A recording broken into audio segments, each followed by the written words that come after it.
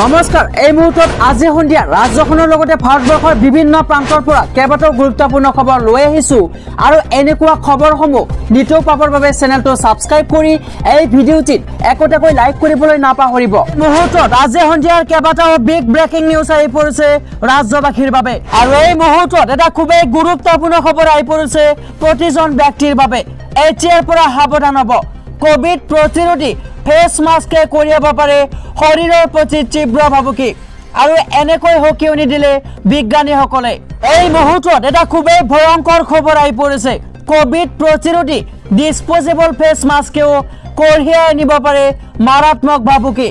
ব্রিটেনের সোৱানজি বিশ্ববিদ্যালয়ৰ বৈজ্ঞানিকৰ এটা দলে এই কথা প্ৰকাশ কৰিছে আৰু ইপিনে বিজ্ঞানীসকলৰ এই গৱেষণাটোত কেইবাটাও বিজ্ঞান প্ৰযুক্তিৰ প্ৰতিষ্ঠান তথা সংস্থা জড়িত হৈ আছে।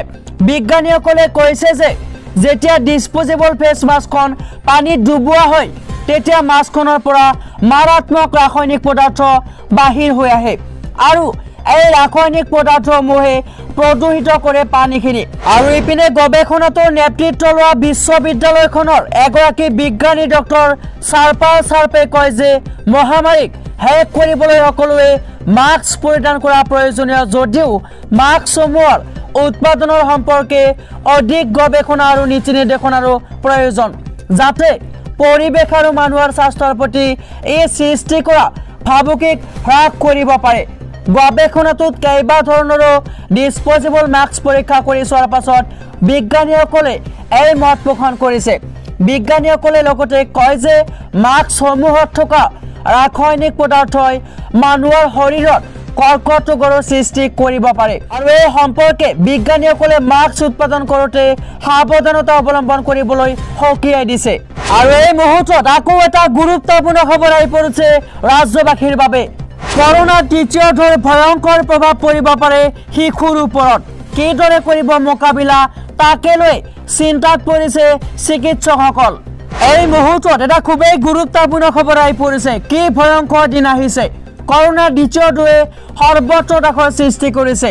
হাজাৰ হাজাৰ মানুহ প্ৰতিদিনেই কৰোনাত আক্ৰান্ত হৈছে। হাস্পতালত বেড নাই, পৰ্যাপ্ত অক্সিজেনৰ অভাৱ, উদ্বেগজনকভাৱে বাঢ়িছে মৃত্যু হোৱা লোকৰ সংখ্যা আৰু এইবাৰ মাৰাত্মক ভাইৰাছে প্ৰভাৱিত কৰিছে শিশুসকলকো। আৰু ইপিনে বিশেষজ্ঞই পূৰ্বেই জনাইছিল যে চলিত বছৰৰ জুন জুলাই মাহত কৰোনাৰ তৃতীয় ঢৌৰ প্ৰভাৱ পৰিব সমগ্ৰ দেশতে আৰু এই আক্ৰমণৰ পৰা নিস্তাৰ নাপাব শিশুসকলেও। আৰু এই আশংকাতে এতিয়া দিন পাৰ কৰিছে চিকিৎসকে। বৰ্তমান সময়ত কৰোনা শিশু আক্ৰান্ত হোৱাৰ হাৰ তুলনামূলকভাৱে কম, কিন্তু তৃতীয় ঢৌত পৰিস্থিতি সলনি হোৱাৰ আশংকা কৰা হৈছে। আৰু যদি এই আশংকাই সত্য প্ৰমাণিত হয় তেন্তে ভয়ঙ্কৰ পৰিস্থিতিৰ সন্মুখীন হ'ব দেশৰ স্বাস্থ্য বিভাগ। শিশুৰ বাবে প্ৰয়োজন হ'ব safe home, creche, child care unit আৰু এতিয়া এই পৰিকল্পনাসমূহ তৈয়াৰ কৰাৰ বাবে যুদ্ধগতিত কাম আৰম্ভ কৰিছে মুম্বাই মিউনিচিপাল কৰ্পোৰেচনে। আৰু ইয়াৰ উপৰিও নৱজাতকৰ বাবে ইন্টেনসিভ কেয়াৰ ইউনিট আৰু পেডিয়াট্ৰিক ইনচেন্টিভ কেয়াৰ ইউনিট থাকিব। উল্লেখ্য যে কৰোনাৰ প্ৰথম ঢৌত প্ৰাপ্তবয়স্ক লোক সৰ্বাধিক আক্ৰান্ত হৈছিল। দ্বিতীয় ঢৌত চৰিত্ৰ সলনি কৰিলে ভাইৰাছে।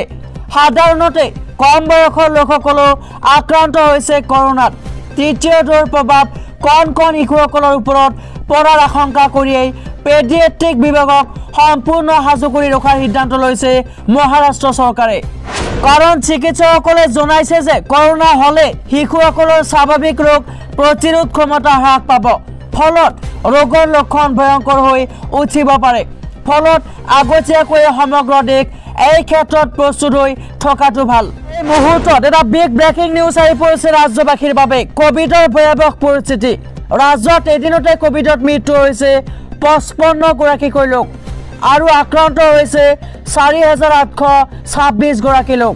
এই মুহূৰ্তত এটা ভয়ঙ্কৰ খবৰ আহি পৰিছে অসমবাসীৰ বাবে। ৰাজ্যৰ কোভিড পৰিস্থিতি অতি ভয়াৱহ হৈ পৰিছে। আজিৰ দিনটোতে কালান্তক কোভিডে কাঢ়ি নিছে 55 গৰাকী লোকৰ প্ৰাণ আৰু যোৱাকালি কোভিডত মৃত্যু ঘটা লোকৰ সংখ্যা আছিল 41 গৰাকী।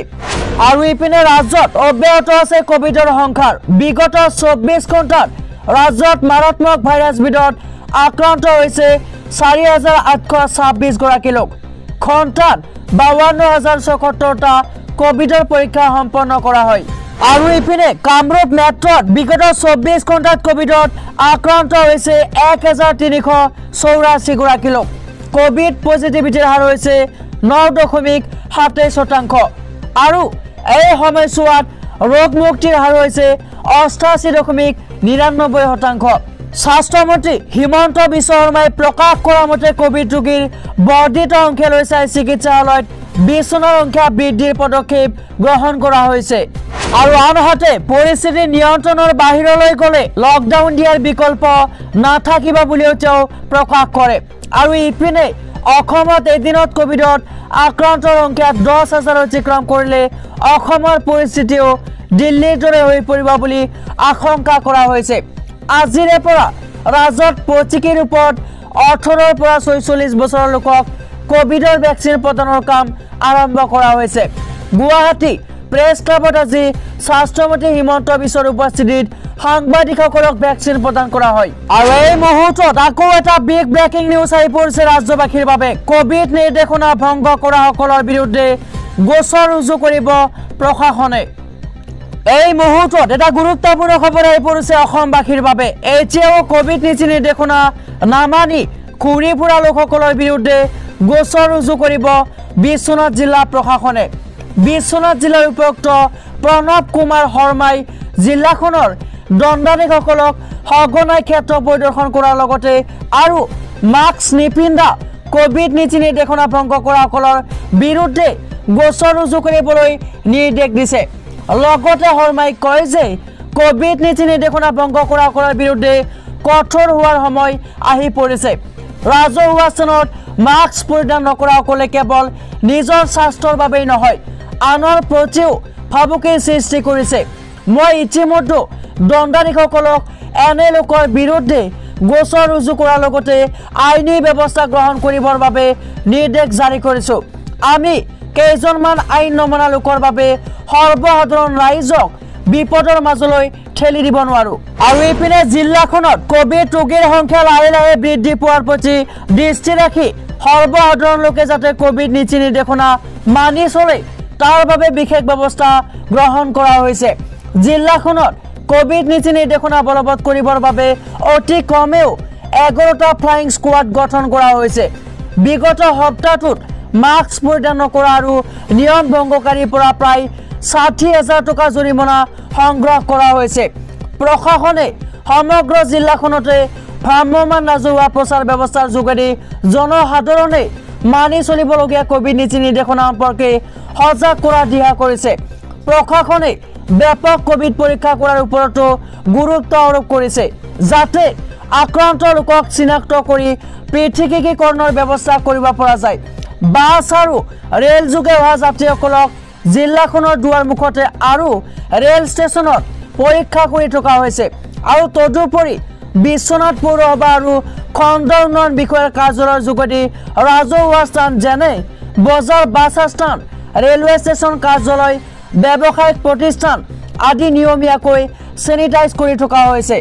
জিলাখনত কোভিড আক্ৰান্ত ৰোগীৰ সংখ্যা 300ৰো অধিক হোৱাৰ পৰিপ্ৰেক্ষিতত বিশ্বনাথ প্ৰশাসনে কাইলৈৰ পৰা জিলাখনৰ সকলো ধৰণৰ শিক্ষা প্ৰতিষ্ঠান বন্ধ ঘোষণা কৰিছে।